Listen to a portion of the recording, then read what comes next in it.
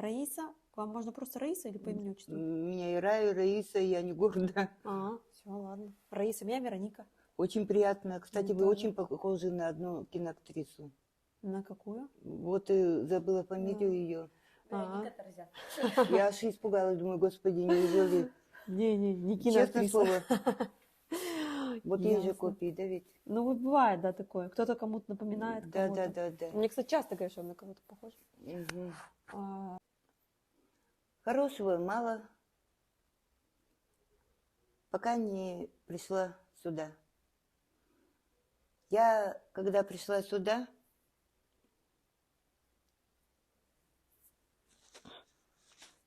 простите, ничего, мне ничего. просто, я не поверила, что здесь можно так.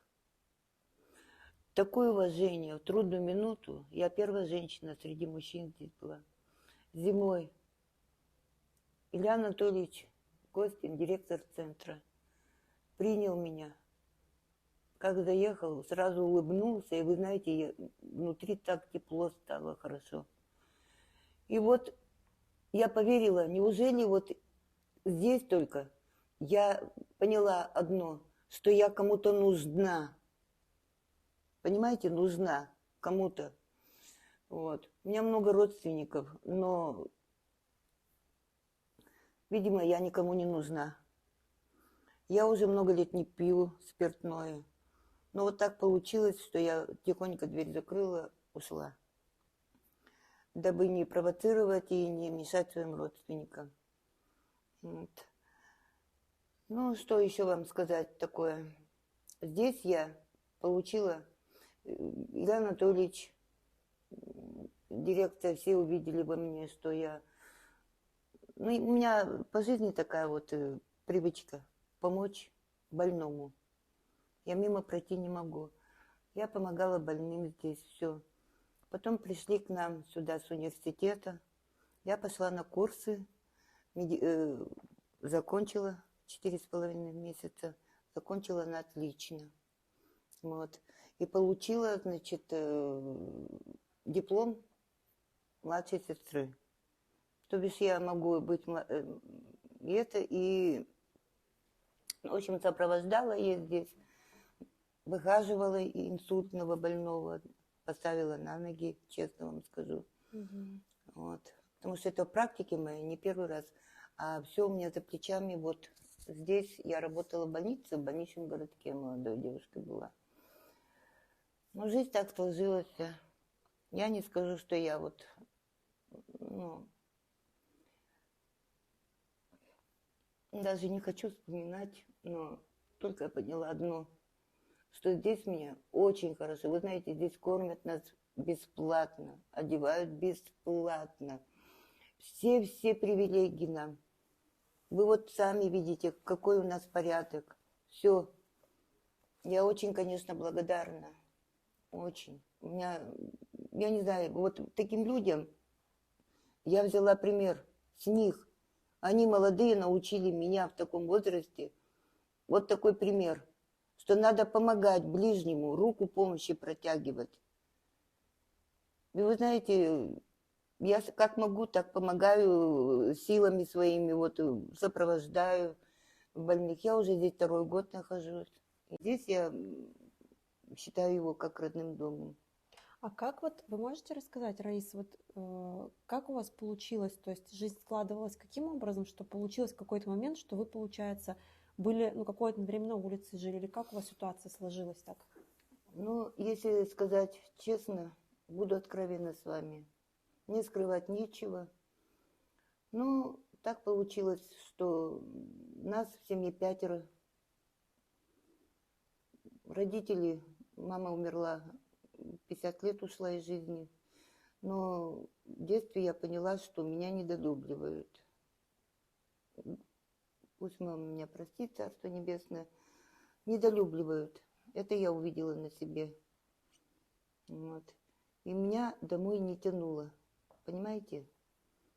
Ну, в школе я, безусловно, и драки были, и все. Жаловались. В общем, была и на улицах, и уходила из дома, очень часто не жила и по году, по два.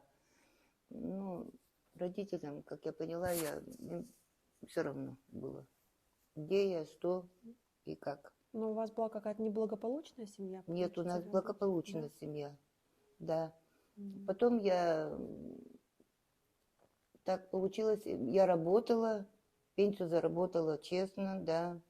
Вот. Потом я уехала в Усогорск, в Удару, ездила там. Потом познакомилась, молодая тоже, познакомилась, вышла замуж, вот, жила.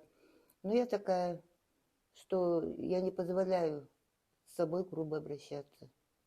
То есть я могу сама физическую силу очень хорошо применить. Вот. Несмотря на столько лет. Вот. И что еще могу сказать? С мужем не получилось. Руку один раз поднял. Мгм. Все. Его, в общем, депортировали. И пошло у меня все по наклону, как говорится. Ну, племянники у меня есть, внуки. С ними по телефону связь поддерживаю. Но оттуда выписаться с квартиры, там, допустим, хотела бы я там, ну, выписана, они прописку мне даже временно не дают.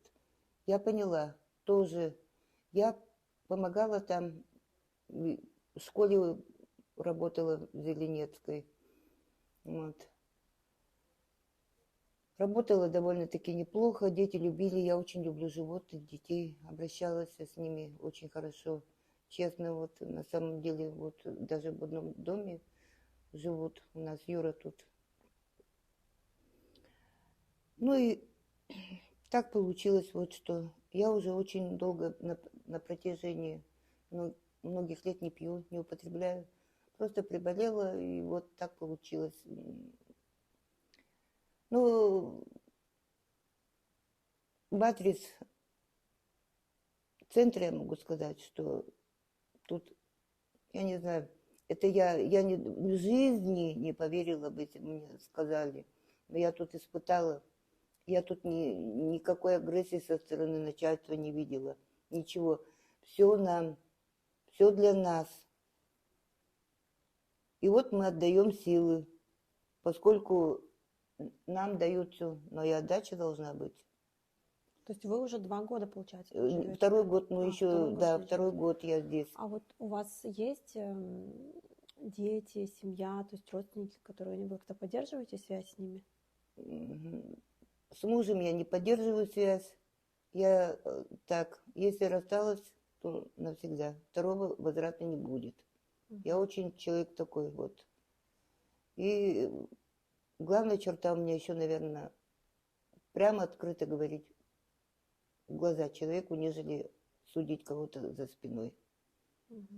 Может, это так. Ну, что еще, я не знаю вам сказать. Хвалить я себя не умею, не могу. Не, ну вы про себя нормально рассказываете, интересно. Так а вы, получается, у вас был период, когда вы на улице жили?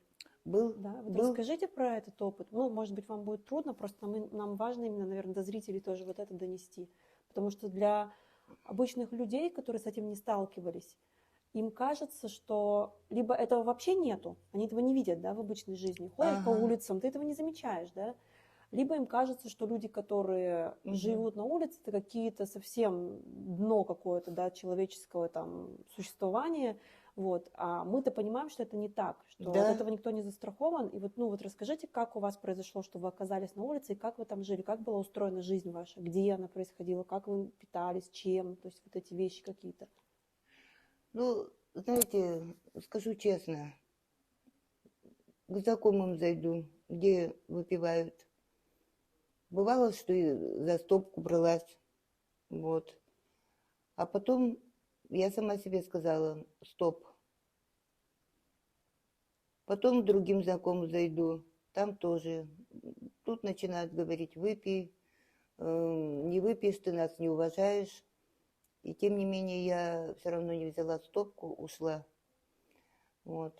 Ушла, там, в общем, ходила на Майгову улицу, на Майгова 20. И, вы знаете, там очень хорошо встретили меня. Вот. И одна женщина, там мне работники сказали, у нас мужчины здесь. Вот. А холодно было очень. И одна из работниц, она говорит, если вы не возражаете, я возьму вас к себе домой пожить. И вот мне неудобно было, конечно, но я благодарна за доверенность. Очень, очень. Там мне первый раз протянули руку помощи, и потом адрес мне дали на Морозова 163, там договорились с Ильей. Я не знала о существовании этого центра. Неужели я бы так скиталась? А сколько лет или какой период это был, когда вы жили, получается, без дома определенно? Ну, где-то года 3, даже больше. Вот. Да, ну, в общем, я поняла, что я не нужна никому. Я даже вот телефон беру каждый день, что, понимаете, для меня важно, чтобы мои родные были здоровы, живы-здоровы. Я очень волнуюсь за племянников, я очень волнуюсь за внуков. Мне Бог не дал своих детей. Вот. Я сама очень люблю детей, я очень люблю их. Это, ну, со мной как-то разговаривают, ну, дают понять, что не хотят разговаривать. Это я понимаю. И до сих пор я поняла, что, тем не менее, все равно я не важна им. Не нужна. Все, я не осуждаю их за это. Не осуждаю, нет, ни за что. А вы, получается, ваше детство, вот ваша жизнь вся прошла в Сыктывкаре? Это было все происходило? Да, в Сыктывкаре. Вот. О чем вы мечтаете, Раис, сейчас? А вы знаете, я мечтаю, чтобы даже хочу, чтобы в первую очередь были мои родственники все здоровы, переболею я за них, они пусть живут. Вот. Дети, внуки, племянники здоровы. Это в первую очередь мое желание. Почему я каждый день справляюсь, звоню им. Как, что, у меня душа, сердце болит все-таки за них. Пусть как бы они ко мне не относились, но они для меня тоже как бы дороги. Вот. И вторая моя мечта. Хочу здесь помогать людям безвозмездно помогать. Вот как Илья Анатольевич у нас, Николай Шпаков, Юра. Ой, я не знаю, как их благодарить. Я хочу, вот тут волонтеры привозят нам много чего, одевают. Причем нас одевали в магазинах, возили. Понимаете, я не верила, что это может, это сплю я или мне кажется. Вот. Все, питание, пожалуйста, мясо, рыба, все у нас самое лучшее питание. Сами себе покупаем, что нам надо. Вот получается, ну, у вас уже много опыта жизненного, да? Ага. А как вы бы вот вы отметили для себя, какие вот ошибки, может быть, да, или что вы делали в жизни, ну, чтобы вы посоветовали не совершать там, например, людям, да, какие-то, может быть, ошибки, неправильные решения, то есть то, к чему вот шаг за шагом приводило вот к этому всему? Ну, что бы я могла сказать? Может, это и не в моей компетенции давать людям совет, но тем не менее дам, поскольку я прошла сама это. Подумайте, подумать все-таки, вот, как подумала я. Это я испытала на опыте, вот. Ну, видно, люди не встречаются, либо они не хотят, но кто хочет жить нормально, вот.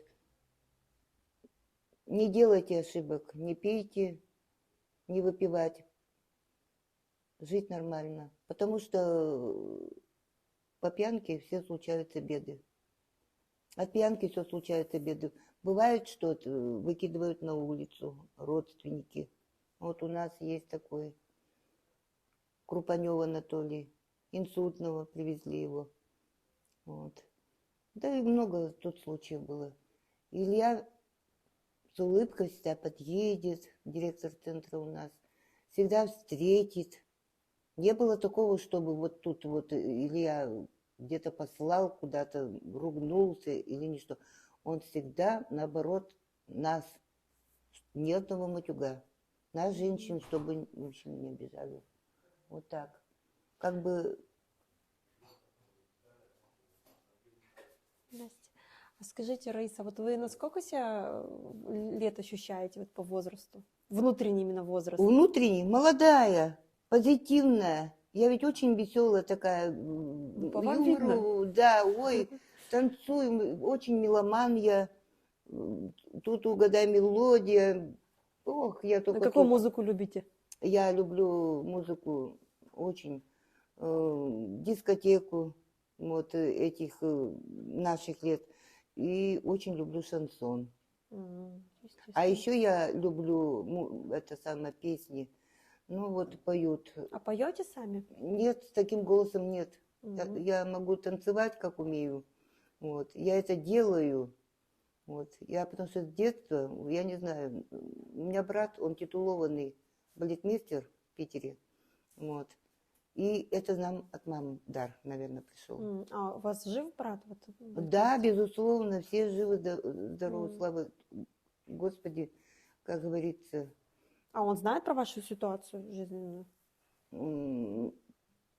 Наверняка, но с ним как-то не получается связи.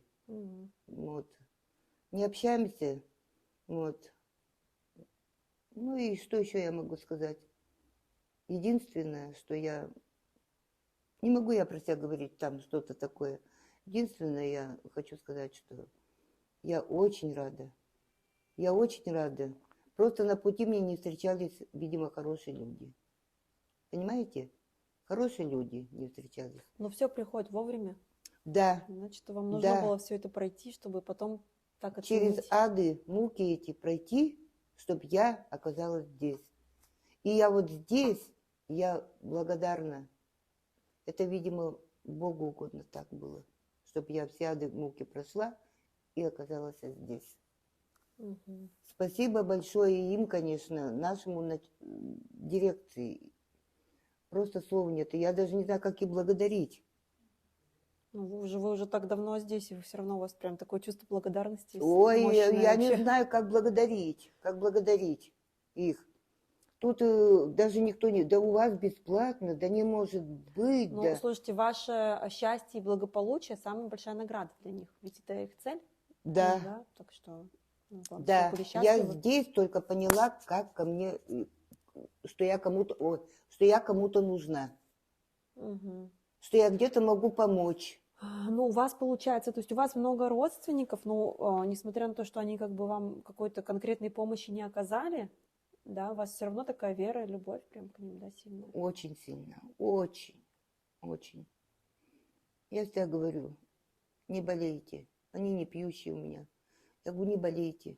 Они были здесь когда-нибудь в этом месте? Да, был у меня племянник. Он все равно меня увидит. Он министр МВД, следователь, да. Другой у меня тоже. А как его по имени, отчеству племянника вашего? Скажу, Илья знает. Вот. Александр Владимирович. Его от Москвы послали, Колокольцев, восстанавливать. Уже 20 чем-то. Он учился в Волгограде, закончил с красным, также школу закончил на отлично. Вот. Еще есть племянник, за ним следом Славик. Не пьют, не курят. В общем, все нормально там. Все буквально нормально.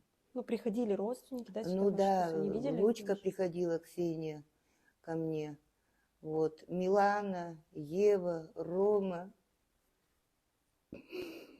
Когда скучаю. Они в Сыктывкаре все живут? Да, в Зеленце. В Зеленце, да? Ну, у вас есть возможность видеться, вы не так далеко? Есть, в гости приглашают, но чего-то я уже и сама не хочу. Я почувствовала, что здесь мой дом родной. Понимаете? Я нигде не чувствовала себя так нужной среди своих родных. Мгм. Я почувствовала вот здесь, в центре, что я нужна. Понимаете? Я нужна. Что меня кто-то хоть и... Даже слова нету сказать. Я только одно поняла. Это...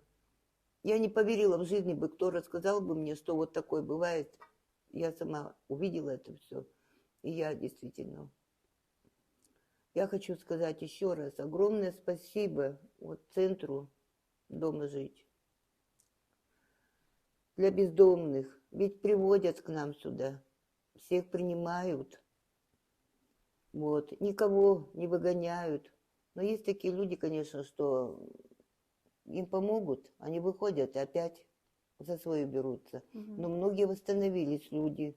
Это же опять-таки благодаря центру этому. Здесь весело, интересно. Давайте, Раиса, последний вам вопрос задам. Давайте себе, сами себе пожелание сделайте какое-то на будущее. Что вы сами себе пожелали бы? Я бы пожелала еще идти вперед, вперед. Главное не опускать руки, улыбаться и быть на позитиве. И помогать. Как помогли мне. Я здесь живу, я почувствовала, что это мой дом родной. Все, что я могу вам сказать. Спасибо вам большое за разговор. Очень приятно было. Очень приятно с вами было. Я даже не ожидала, что... Вы такие приятные. Да, я верю. Я настроила себя на такое, что будет все хорошо. Да. И так и будет. Так будет на самом деле. А вам желаю удачи, благ всех земных, и чтобы было все у вас прекрасно. Будем стараться. Здоровье, это понятно, чтобы ваши дети, чтобы все было у вас ладно. Спасибо вам огромное, что вы приехали сюда, уделили время. Мы еще приедем. Походу, не последний день здесь, да? Так интересно, у каждого какая-то своя история, каждый со своей какой-то жизнью. Вроде кажется, что, ну, люди, а на самом деле, как человек рассказывает, понимаешь, что за каждым как целая книга. Да. Столько всего есть интересного. А у меня еще вот племянница, она судья. Вот Ну, сейчас, привет, ей тоже да. привет. А как зовут вашу племянницу? Арина Викторовна А по фамилии? Макарова. Понятно. Вот. Она еще начинающая, только вот. Так что... Ну, слушайте, у вас родственники такие, да, непростые все, смотрите. Нет, у все с меня погонами. и это коммерческий, и по И два бизнесмены выше. есть, да? Да. Так что вот сейчас у Ну. меня внучка. А что у вас, Рейс, кстати, я не спросила, а что у вас по жилью, то есть какая у вас ситуация? Вам какую-то выделяют что-то и как-то решается проблема вашего личного какого-то жилья? Да уж давно был, ну, и честно говоря, я сама не хочу уходить. Ну, это понятно, но все А равно так отпускают выделяются, людей, да? выделяются, Выделяют вам да, что-то? безусловно. Мгм. Это понятно. Так просто на улицу нас не выгонят. Ну, это... а какой срок примерно не говорят, когда у вас вам что-то придумают или как это нужно делать? Ну, как не говорят, но лучше бы не говорили. Я не хочу уходить. Все понятно. Здесь хорошо. Ну да. Здесь хорошо мне. Очень. Так что самое главное. Вот. Ну, пока еще не говорили, что там. Ну, я знаю, что дадут, безусловно, но пенсию я получаю. Пить не пью. Это меня радует очень. Поэтому я поняла, где-то переосмыслила все свои, вот это все перекрутила и поняла, да, все ады муки я прошла, а теперь пришла сюда, я поняла, что здесь только ко мне по-человечески относятся. Да. Все. Тут нет тут со стороны дирекции, что вот крики, ругания, вот это вот все. Здесь добро творится.